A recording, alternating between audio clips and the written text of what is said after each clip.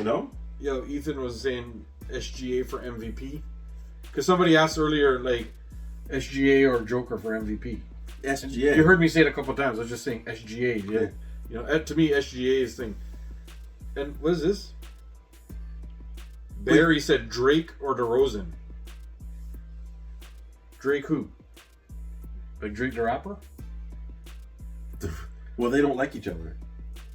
Remember, Yeah, Not Like Us ruined a lot of friendship. Yeah. Because he came on stage when he was performing the song. But Kendrick and they are both from Compton too, right? Like, well, yeah. So they're all like, it's that big Compton connection. A lot of people, like Drake doesn't like LeBron anymore because LeBron was at a Kendrick concert, and then he was at a party, and apparently ignored Drake or something like that. But then the Kendrick song was on, and LeBron was on. Somebody caught him on like cell phone video, sort of rapping the words to Kendrick's song.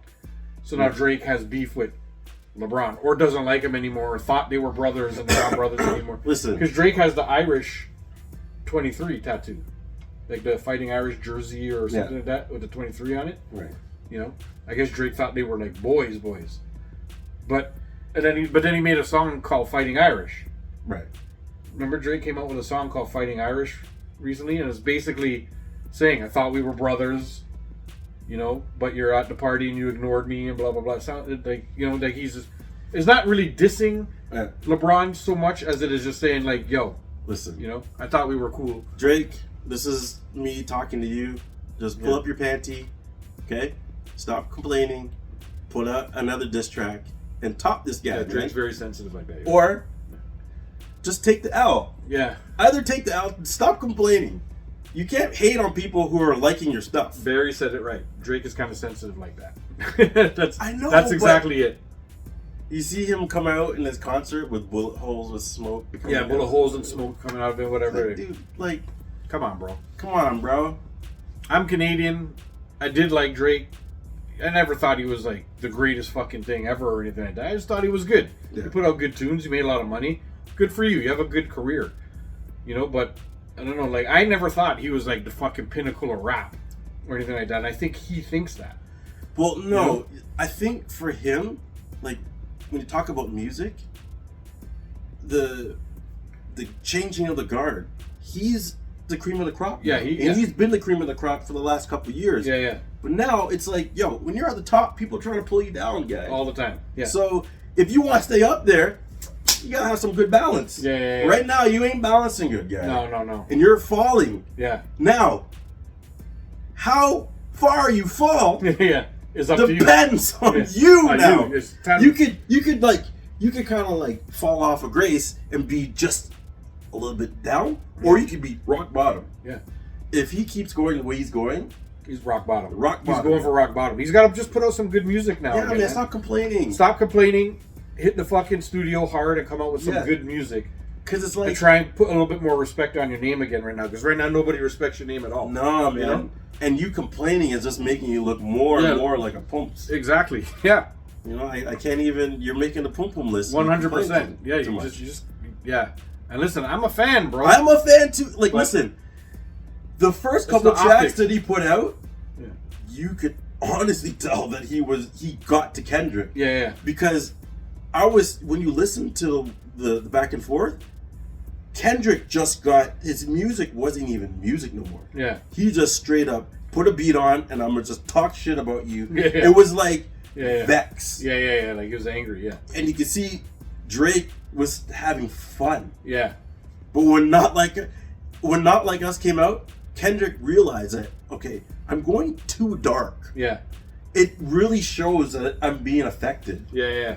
Let me lighten it up. As soon as he lightened it up, it just flipped it.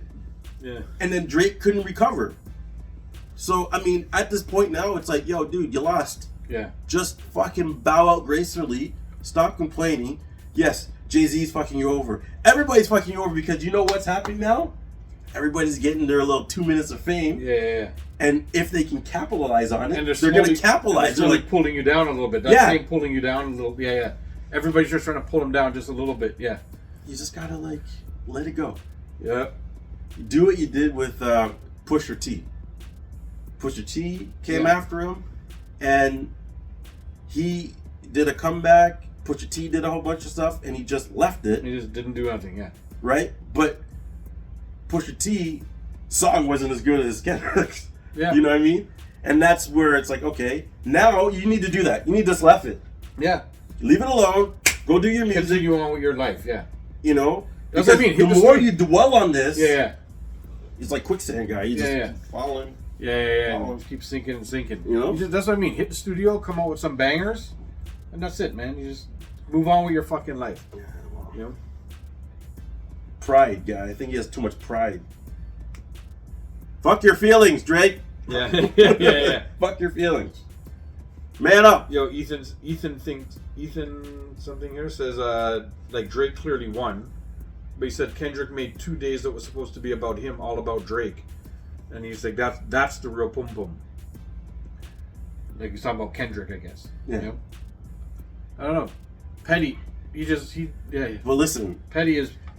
What He did pure pettiness. I don't think the whole Super Bowl thing was all about Drake. I think it was more of a stand. No. Like I told you, it was Jay-Z trying to get at Lil Wayne. No, but I just think the message that Kendrick was putting out was more against like the U.S.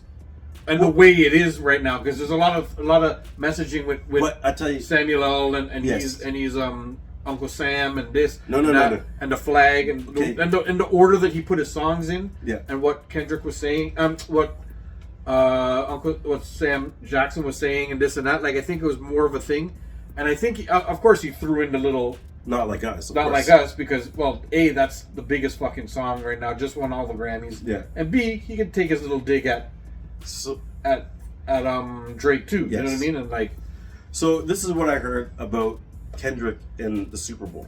yeah.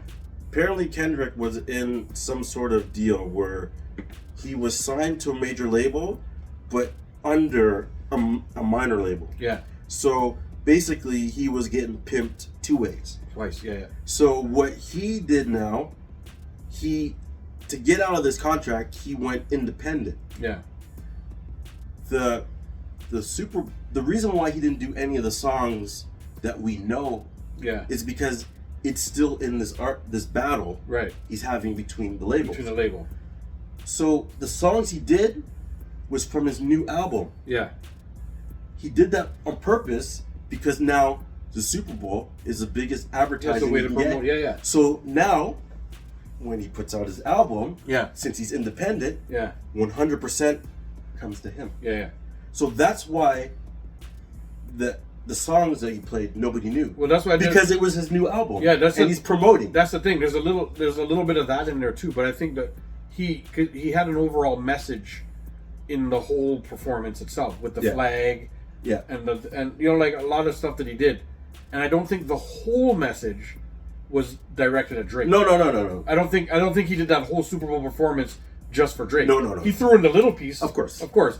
and a huge part of it is him promoting his album, of course, Yes. because everybody who does the Super Bowl, the very next day they sell hundreds of millions of albums. There you go. That's how they do it, right? So he promoted his album. A huge part of it was that, Right. and he threw his own message on the state of hip hop and black culture and stuff like Yeah. that. I think a huge part of it was that. Yeah. You know, like I think that was like the majority of what his message was, Yeah. and then the promotion just does itself. Exactly. Because You're he's on there. Super Bowl. Yeah, and then he took his little dig at Drake too. Of course. You know, let me throw Serena under too. And like You I know, said, and the Serena thing wasn't even all about Drake. It was just a happy coincidence that Serena was part of the used to be with Drake. somebody- but she got destroyed for doing the Crip Walk after she won that fucking tournament. Remember? Yeah. They destroyed her and said she's doing gang things and this and that. Yeah. Yo, they fucking ripped the shit out of her for that and doing whatever. And her life has only gotten even better since. Yeah. You know what I mean? Like she's. So I think yes, she was digging at Drake, but she was also digging back at those guys. Yeah, and she's digging at the culture, Yes. digging at people for ripping on her just because she's a black lady who did a Crip Walk. Like she did a dance. Yeah. She won and she was happy and she danced. Yeah. And everybody took it to mean what they think it Of meant. course, And then they destroyed her for it. Yeah. Right? So she's now back on there doing it again. Basically, you know. pointing at you guys. Yeah. Like, yeah. See this? Yeah. Like, look at me now. I'm on the Super Bowl doing my dance now. I seen somebody did something. They're like, Yeah. how is Serena dissing Drake by going and dancing? He's like, didn't he already smash Yeah, her? Barry saying the And he's like, he already smashed her, right? Okay, so his ex is doing a crap. What? Yeah. What the hell make him mad? It's like, yeah, I boned that. Yeah. Exactly. Basically, yeah. You know, so like, to me, that wasn't really a diss.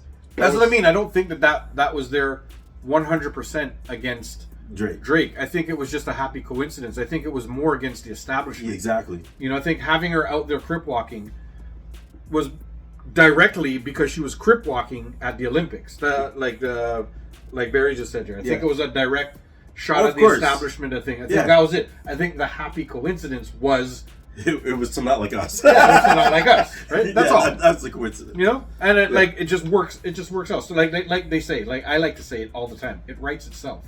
Sometimes. Yeah. Sometimes it just writes itself. Yeah. And bang, it was just that whole thing just wrote itself. You know, I'm put Serena on there because. Yeah. Hey, it does a lot of different things with her there. Bang, done. And it gives everybody a little 15 minutes of fame. Yeah.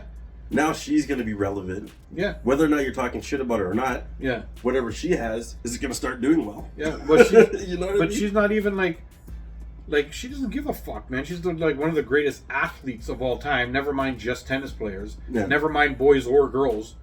You know. Yeah. She's one of the greatest athletes of all time. She's married to that dude that like owns, what the fuck does he own? He's like the owner of, I don't know, something. Like he's fucking rich beyond rich too. Right. They got a beautiful kid. They're just living their normal fucking rich people billionaire life. You know what I mean? They're just like, what the fuck do they care really? But they like to take their little digs back at the establishment for them for trying to rip her down, right? Yeah. And Serena has never been anything like they tried to. There's been a lot of emotional tennis players and whatever like that, but when Serena was emotional, they tried to label her like the angry black woman, basically, right? Meanwhile, you got Agassi out there fucking nearly hitting people, throwing his fucking racket, cussing, What do you mean swearing. Agassi? McEnroe would cuss. Oh yeah, McEnroe. Umpire. You know, like there's a lot of there's that new guy. He's like there's a black guy, like a light skinned guy, light skinned dude. Yeah. Yo, and he all the time is cussing the crowd, the umpire. Yeah. Like, and they're harping on her. Yeah, that's what I mean. She did a walk, guys. She didn't even yell at somebody. Yeah, she did a dance. But she has yelled and stuff before. But same with every tennis player. That's what I'm saying. But then they tried to label her, you know, the angry black woman. That is, you know. So you know what? You know what it is. She's there just saying, "Fuck you guys now. Fuck everybody." They're mad because she don't play all the tournaments. Yeah, she only plays the 4 majors, and she's the #1 tennis player in the world. Yeah, but how do you do that? Because she kept winning. I know. You know, I'm only gonna play when I want to play, and I'm gonna win. I know. Like her coming to Toronto was a big deal. Remember she came to Toronto and the girl beat her? Yeah, Bianca or something like that. That was a big deal because she never comes here. I don't know if her name's Bianca, but you know the Canadian girl beat her. Yeah. She never comes here. Yeah. That was a big deal. I watched that whole match too. Like I was like, yo, this is great. And I couldn't believe that the Andreescu, Bianca Andreescu, I think her name might be. She won the fucking tournament and beat Serena. It was awesome. Yes. Yeah. And then she won the US Open right after that or something like that. Like, she was hot. For a minute there. Yeah. But the reason why they hate on her is because all these girls play all tournaments and she comes and plays only the 4 majors, French Open, Wimbledon, US Open, Australian Open. Yeah. And she's ranked #1. Yeah. But she was the best. She should be ranked #1. I know, but she's but everybody else had to play. Yeah. What was funny is, so she goes into one tournament and she's not ranked #1. Yo, and then she played the #1 girl. Thanks, Barry. And dusted her. Thank you for them likes. And then afterwards, they're like, "Oh, so what do you think about women's tennis?" And she's like, "Women's tennis is awesome." Yeah. Like they're trying to like troll her. Yeah. And to be like, don't you not like women's tennis? You just come in here and manhandle these girls. Yeah. And she's like, no. She bigged up all the girls. Yeah. You know what I mean? She's like, hey, I come and win, but doesn't mean that they're not good. Yeah. You know what I mean? Yeah. They're trying to put make her put them down, and she's like, no, No, they're not putting down. Yeah. These women are good tennis players. Yeah. I just happen to be the best. You Yeah. know what I mean? She was like, they you know, I'm the GOAT. they not like us. You know, that's all. Exactly. Yeah. You know, like that's all. You know. Yeah. But you know, like that, like women's tennis, for a long time, the most popular people were always like pretty blondes who weren't even good at tennis, and they just, I mean, I guess some of them were okay, like Sharapova or whoever. Yeah. But a lot of them, they just wanted to sell things. They wanted to turn them into models, and sell like It was perfume and this and that. There was one Kournikova. Anna Kournikova. Yeah, she beat me Kournikova. to it. Yeah. And She was horrible. yeah. She wasn't horrible. Yes, she was. No, because you don't make the top women's tournament if you're horrible. She was mediocre compared to the great ones, you know? But she sold a lot of stuff. Yes, she sold things. That's why she was beautiful. They put her in bikinis in every magazine and everything, beautiful. And they let her sell things. You know? Drake, stop crying. Yeah. Yeah. We'll wrap this segment up by like, come on, Drake. Stop crying. Yo, we